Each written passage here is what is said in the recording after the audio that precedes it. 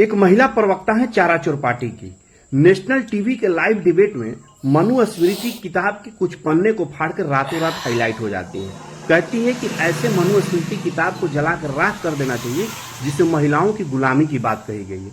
मोहतरमा, मैं आपकी जानकारी के लिए बता दूं कि महिलाओं की गुलामी की बात मनुस्मृति में नहीं, उस आसमानी किताब में लिखा गया है जिसमें कहा गया है कि पुरुष की संपत्ति महिलाएं होती है। लेकिन उस किताब को नेशनल टीवी के लाइव डिबेट में आपको छोड़िए, आपके बाप दादा और आका को भी औकात नहीं है उस किताब को हाथ ही लगा दे, क्योंकि सर तन से जुदा होने का डर भी रहता है और वोट बैंक की भी राजनीति है। और मनुस्मृति किताब से इतना आप लोग को डर लगता है कि यही डर तेजस्वी यादव को भी 10वीं क्लास में लगता था। 10वीं क्लास की सभी किताबें उनको मनुस्मृति नजर आती थी, इसलिए उन्होंने 10वीं क्लास की सभी किताबों को फाड़ के फेंक दिए और आगे इसीलिए नहीं पढ़ पाए।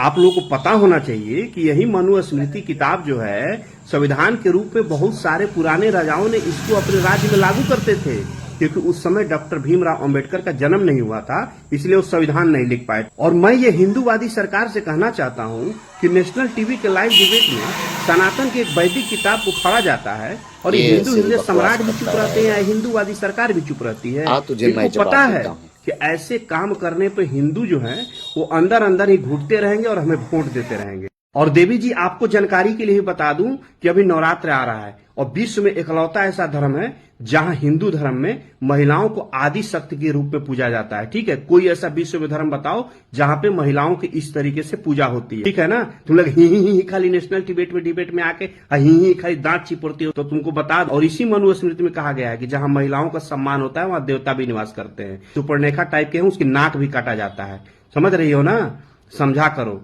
हम लोग जो है महिलाओं को पूजते भी हैं और जो विधर्मी महिलाएं हैं उनका नाक भी काटते हैं। जय सनातन, जय हिंद। सभी साथियों को जय भीम, जय संविधान। साथियों, आपने पोंगा पंडित की बातों को सुना। सबसे पहले मैं देश में रह रहे सभी ब्राह्मण भाइयों से, ब्राह्मणवादी नहीं, मनुवादी नहीं, जातिवादी नहीं, ब्राह्मण भाइयों से मैं निवेदन करना चाहूँगा कि ऐसे ऐसे पोंगा पंडितों को आपको सामने आकर के इनको जवाब देना पड़ेगा, क्योंकि ये हरामखोर सोशल मीडिया पे आकर के कभी बाबा साहब को गलत बोलेंगे, कभी संविधान को गलत बोलेंगे, कभी मुस्लिम भाई को गलत बोलेंगे, कभी सिख भाई को गलत बोलेंगे, कभी ईसाई भाई को गलत बोलेंगे और ये आप लोगों का नाम खराब करते हैं और देश में जो आपसी भाईचारा है उसको ख़त्म करने का काम करते हैं ये हरामखोर।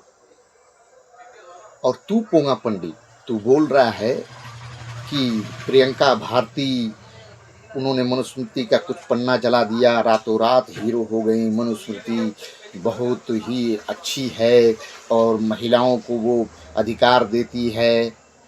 अबे कभी पढ़ा भी है मनुस्मृति? हरामखोर, पहले पढ़ ले उसके बाद बोला कर। ये देख, ये है मनुस्मृति।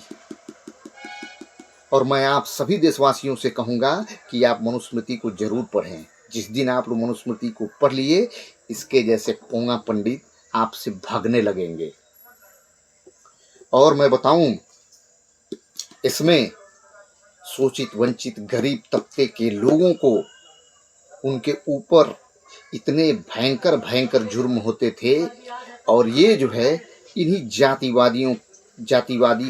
जातिवादियों के पुरखों ने हमारे देश में लागू किया था, ये कह करके कि ये भगवान के द्वारा लिखी हुई किताब है। और सुनो वे पोंगा पंडित, हमारे डॉक्टर बाबा साहब अम्बेडकर ने इस किताब को जो भगवान की लिखी हुई किताब है, तुम्हारे पुरखों ने बताया था, इस किताब को चौराहे पे जलाया था और उसी दिन पूरे भारतवर्ष में, जब वो दिन आता है तो पूरे भारतवर्ष में मनुस्मृति जलाई जाती है। तेरे पिछवाड़े में दम है तो रोक लेना। और क्या बोल रहा है तू बोल रहा है कि कुछ लोग कह रहे हैं कि विदेशी ये वो, हम यहीं के रहने वाले, ऐसा सब बोल रहा है। ये देख, एक और किताब है, इसको भी पढ़ लेना। इसको भी तेरे लोगों ने ही लिखा है, बोलवा से गंगा। और ये किताब जिसने भी पढ़ लिया वो जान लेगा कि तू कहाँ से आया है और तू क्या बोल रहा है। अब मैं तुझे बताता हूँ, तू बोल रहा है ना कि महिलाओं का बड़ा सम्मान करते हैं हम लोग सनातन धर्म में और पता नहीं क्या क्या तू बोल रहा है। तो तुझे मैं एक वीडियो और दिखाता हूँ, तू देख और उसका जवाब जरूर देना। देखो वीडियो। गूगल ये बताओ कौन से ब्राह्मण राजा ने अपनी ही बहन से शादी की थी। सिंध के अंतिम हिंदू शासक राजा दाहिर, जो एक ब्राह्मण थे, ने अपनी बहन से शादी की थी।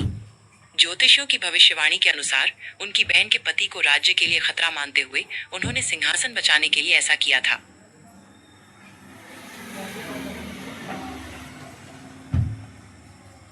देख लिया पोंगा पंडित।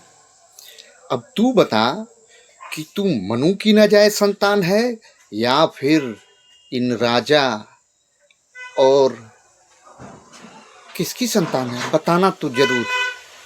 और हाँ, जय भीम, जय संविधान, जय मूल निवासी, SC/ST में जन्मे सभी महापुरुषों को कोटि कोटि नमन। जवाब जरूर देना।